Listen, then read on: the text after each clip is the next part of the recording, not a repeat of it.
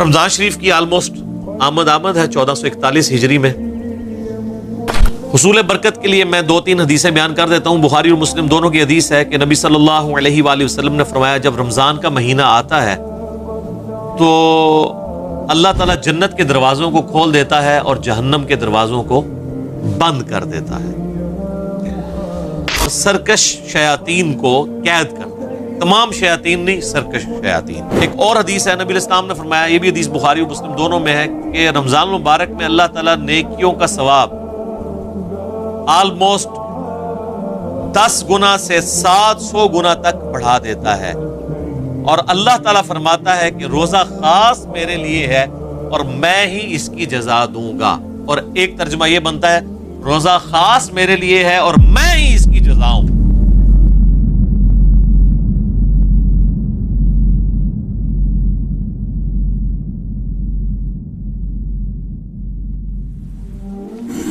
اچھا میرے بھائیو، اب اگلی جو آیات ہیں رمضان المبارک کے کانٹیکسٹ میں آیات آ رہی ہیں، یہ مسلسل 6 آیات سورۃ البقرہ کی آیت نمبر 183 سے لے کر 188 تک، یہ پورا ایک رکوع ہے۔ 23 نمبر رکوع سورۃ البقرہ کا، یہ مکمل رمضان المبارک سے ریلیٹڈ ہے۔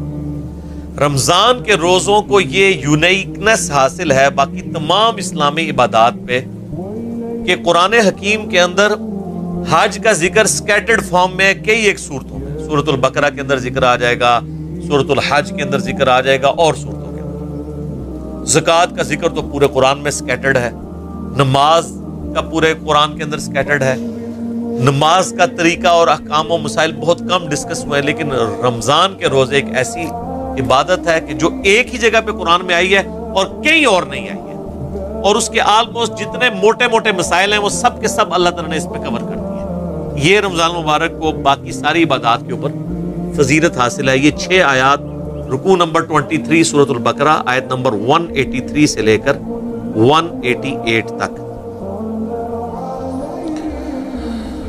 یا ایھا الذین آمنوا کتب علیکم الصیام، اے اہل ایمان تم پر روزے فرض کر دیے گئے ہیں، کما کتب علی الذین من قبلکم لعلکم تتقون، جیسا کہ تم سے اگلی امتیں جو گزر چکی ہیں، جو تم سے پہلے گزر چکی ہیں، ان پر فرض کیے گئے تھے تاکہ تم تقوی کی روش اختیار کر سکو۔ رمضان شریف کی آلموسٹ آمد ہے 1441 ہجری میں، اور یہ اللہ کی طرف سے کرامت ہوئی ہے کہ شعبان کے آخری عشرے میں ہماری یہ آیات الحمدللہ رمضان مبارک سے ریلیٹڈ آئی ہیں۔ رمضان مبارک کے جتنے بھی احکامات ہیں کتاب و سنت کی روشنی میں نے بڑی ڈیٹیل کے ساتھ ان کے اوپر ایک لیکچر ریکارڈ کروا دیا ہے، جو کہ آلموسٹ 5 نشستوں میں ہے۔ مسئلہ number 53A B C D اور E، اور ہر نشست آلموسٹ 1.5 گھنٹے کی ہے، جس میں رمضان شریف سے ریلیٹڈ ہر چیز کور کی گئی ہے جو کوئی پوچھ سکتا ہے۔ وہ کلپس بھی میں نے بھائیوں کو بتا دیا ہے، وہ وقتاً فوقتاً رمضان شریف کے پہلے عشرے میں ہی آلموسٹ سارے کے سارے کور کر لیں گے ہم۔ سورۃ البقرہ کا یہ رکوع بھی اس میں کور ہوگا، اس کے بعد بخاری مسلم کی روشنی میں 17 صحیح الاسناد احادیث، اور جو سحری کے افطاری کے احکام و مسائل ہیں، اسی طریقے سے عورتوں کے روزے کی رخصت کیا ہے، مسافر کے روزے کی رخصت کیا ہے، قضاء کا اور کفارے کا کیا معاملہ ہے، مریض سے ریلیٹڈ کیا چیزیں ہیں، ٹیکہ لگانے سے روزہ ٹوٹتا ہے نہیں ٹوٹتا، جتنے بھی جدید اور قدیم فقہی احکام و مسائل ہیں آلموسٹ 40 کے قریب ہیں جو اس میں ہم نے کور کیے ہیں۔ ایک ایک حدیث کا انٹرنیشنل نمبر اس میں بتایا ہے، تو وہ انشاءاللہ ہمارے یوٹیوب چینل کے اوپر تو آلریڈی اپلوڈڈ ہیں، دوسرے جو ہمارے ان آفیشیل یوٹیوب چینلز ہیں ان کے اوپر سے خصوصاً مسلم اونلی سے وہ انشاءاللہ اپلوڈ ہوں گے، اور ہمارے فیس بک جو ہے انجینئر محمد علی مرزا، اس کے اوپر یہ انشاءاللہ تعالیٰ ساتھ ساتھ اپلوڈ ہوں گے۔ آپ کو واٹس ایپ گروپس میں بھی انشاءاللہ تعالیٰ وہ کلپس آنا شروع ہو جائیں گے انشاءاللہ تعالیٰ۔ حصول برکت کے لیے میں 2-3 حدیثیں بیان کر دیتا ہوں۔ بخاری اور مسلم دونوں کی حدیث ہے کہ نبی صلی اللہ علیہ وآلہ وسلم نے فرمایا جب رمضان کا مہینہ آتا ہے تو اللہ تعالیٰ جنت کے دروازوں کو کھول دیتا ہے اور جہنم کے دروازوں کو بند کر دیتا ہے، اور سرکش شیاطین کو قید کر، تمام شیاطین نہیں، سرکش شیاطین۔ ایک اور حدیث ہے، نبی الاسلام نے فرمایا، یہ بھی حدیث بخاری و مسلم دونوں میں ہے، کہ رمضان المبارک میں اللہ تعالیٰ نیکیوں کا ثواب آلموسٹ 10 گنا سے 700 گنا تک بڑھا دیتا ہے، اور اللہ تعالیٰ فرماتا ہے کہ روزہ خاص میرے لیے ہے اور میں ہی اس کی جزا دوں گا۔ اور ایک ترجمہ یہ بنتا ہے، روزہ خاص میرے لیے ہے اور میں ہی اس کی جزا ہوں، کیونکہ روزہ وہ عبادت ہے جو جب تک کوئی شخص ایکسپوز نہ کرے نا، آپ کسی کو جج نہیں کر سکتے۔ نماز تو فزیکلی پڑھتا ہوا نظر آ جائے گا، تو روزہ ایک ایسی عبادت ہے جو خاص میرے لیے ہے اور میں ہی اس کی جزا دوں گا۔ بخاری مسلم میں ایک حدیث یہ بھی موجود ہے، نبی علیہ السلام نے فرمایا کہ ایک جنت کا دروازہ ہے جس کا نام ہے الریان، وہ خاص ان لوگوں کے لیے ہے جو رمضان مبارک کے روزے رکھنے والے ہیں، کہ وہ اس دروازے سے داخل ہوں گے۔ پھر بخاری اور مسلم کی ایک اور حدیث ہے، نبی علیہ السلام نے فرمایا جس نے ایمان اور احتساب کے ساتھ رمضان مبارک کے روزے رکھے، ایمان اور احتساب یعنی ایمان کے ساتھ اور احتساب ہے اصلاح نفس کی کوشش پلس ثواب کی نیت خالصتاً اللہ کے لیے، تو اللہ تعالیٰ اس کے پچھلے سارے گناہ معاف فرما دے گا۔ جس نے ایمان اور احتساب کے ساتھ رمضان مبارک کی راتوں کا قیام کیا، اللہ تعالیٰ اس کے پچھلے سارے گناہوں کو معاف کر دے گا۔ جس نے ایمان اور احتساب کے ساتھ شب قدر کا قیام کیا، اسے پچھلے سارے گناہ اللہ تعالیٰ معاف کر دے گا۔ اور یہ میں نے سب سے آسان طریقہ اس میں بتایا کہ آپ ایٹ لیسٹ عشاء اور فجر کی نماز کا اہتمام کریں کہ کوئی رکعت فوت نہ ہو۔ صحیح مسلم میں حدیث ہے، ایک تابعی کہتے ہیں میں مسجد میں بیٹھا تھا، مسجد نبوی کے اندر، حضرت عثمان غنی رضی اللہ تعالیٰ عنہ علیہ السلام کا دور تھا، تو مغرب کی نماز کے تھوڑی دیر بعد حضرت عثمان مسجد میں آ گئے، اور مجھے انہوں نے کہا کہ بیٹا میں نے نبی علیہ السلام سے یہ خود سنا تھا کہ جو شخص عشاء کی نماز جماعت سے ادا کر لے گویا اس نے آدھی رات کا قیام کیا، اور جو فجر بھی جماعت سے پڑھ لے گویا اس نے پوری رات کا قیام کیا۔ تو یعنی وہ بتانا چاہ رہے تھے کہ میں عشاء کی نماز سے اتنی دیر پہلے مسجد میں اس لیے آ گیا ہوں تاکہ عشاء کی جماعت چھوٹے نہ۔ آج کل تو مشکل نہیں ہے، کیونکہ ہم لوگ تو رات کو سوتے ہی 12 بجے کے بعد ہیں، ان زمانوں میں لوگ بڑے جلدی سو جاتے تھے، اسی لیے مغرب کے بعد سونے کی ممانعت بھی آئی ہے۔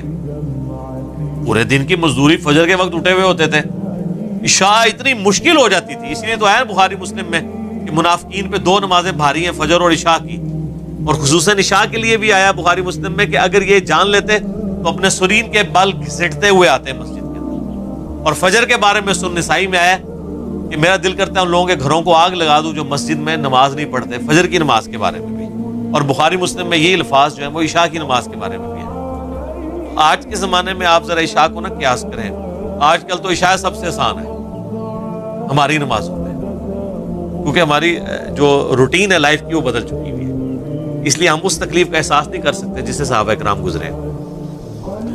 ایام معدودات، گنتی کے چند دن ہے یہ رمضان کا مہینہ۔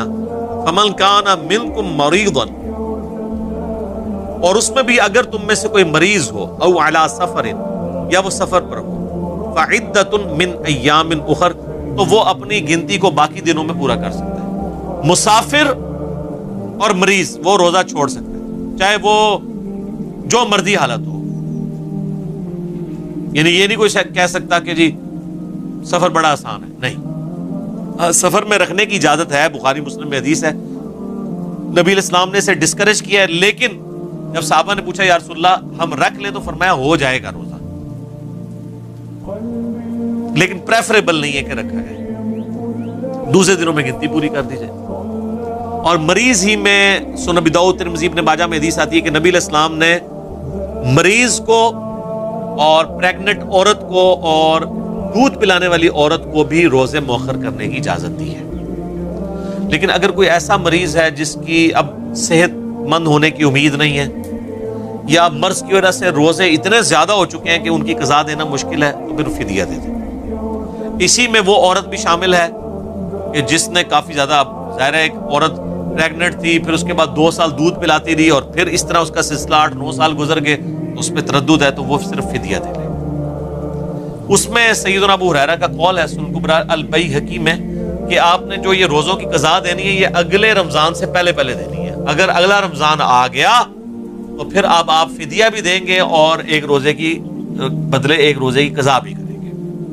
اگر یعنی وہ رمضان سے اگلا رمضان آ گیا پھر ظاہر اس رمضان کے بعد آپ قضا دیں گے نا. تو یہ اس میں احکام و مسائل ہیں. باقی مسئلہ 53A B C D E آپ دیکھ سکتے ہیں, میں نے ڈیٹیل کے ساتھ بتایا. وَعَلَى الَّذِينَ يُطِيقُونَهُ فِدْيَةٌ طَعَامُ مِسْكِينٍ, اور وہ لوگ جو بڑی مشکل سے ہی ادا کر سکتے ہیں روزہ, بڑی مشکل سے وہ طاقت رکھتے ہیں, تو وہ فدیہ دے دیں مساکین کو. فَمَن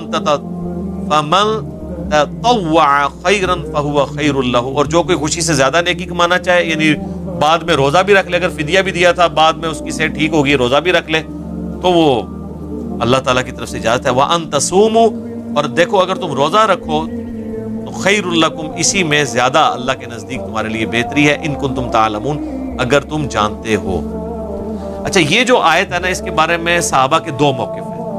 صحیح بخاری میں دونوں موقف امام بخاری نے نقل کیے ہیں. ایک صحابہ کا گروہ یہ کہتا ہے یہ آیت منسوخ ہے, پہلے یہ اجازت تھی کہ ایک صحت مند بندہ بھی روزے کے بدلے فدیہ دے سکتا تھا, چاہے روزہ رکھ لے چاہے فدیہ. جبکہ عبداللہ بن عباس رضی اللہ تعالیٰ عنہ کہتے ہیں یہ آیت منسوخ نہیں ہے, بلکہ یہ آیت آج بھی باقی ہے ایسے لوگوں کے لیے جو ایسے مریض ہیں جو بڑی مشکل سے روزے پر قادر ہوتے ہیں کہ وہ فدیہ دے لیں. صحت مند بندے کے لیے اپلائی نہیں ہوتی, اس کے اعتبار سے تو منسوخ تصور کی جائے گی, لیکن یہ آج بھی اس کا حکم باقی ہے. پھر امام بخاری باقاعدہ لے کے ہیں کہ انس ابن مالک, آپ کو پتا ہے 110 سال کی عمر میں فوت ہوئے ہیں جی. 8 سال کی عمر میں حضور کے پاس آئے ہیں اور 10 سال آپ کو وضو کرواتے رہے ہیں. ان کی عمر 18 سال تھی تو نبی علیہ السلام دنیا سے چلے گئے. ہم صحابہ کے بارے میں سوچتے ہیں تو سمجھتے ہیں کچھ چٹی چٹی داڑھی والے ہوں گے.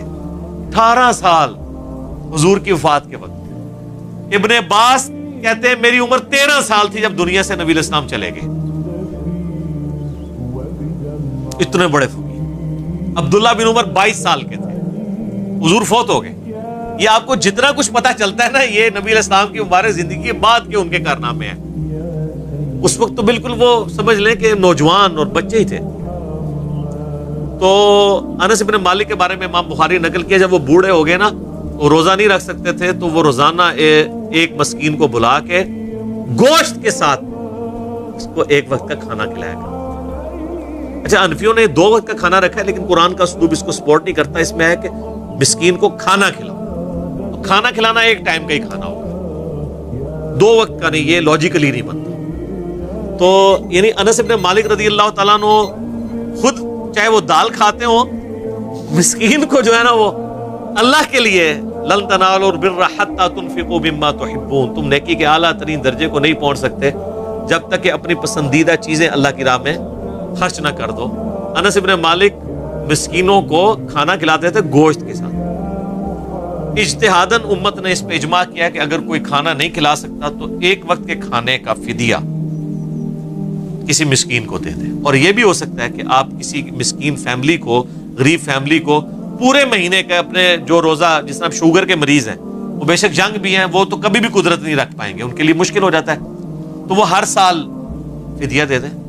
بوڑھے لوگ ہیں 80 پلس ہیں 90 پلس ہیں, ان کے لیے روزہ رکھنا مشکل ہو جاتا ہے, تو وہ 30 روزوں کا فدیہ نکال لیں جو ایک وقت کا کھانا بنتا ہے, جو ایوریج جتنا وہ کھانا جس سٹیٹس کا کھاتے ہیں.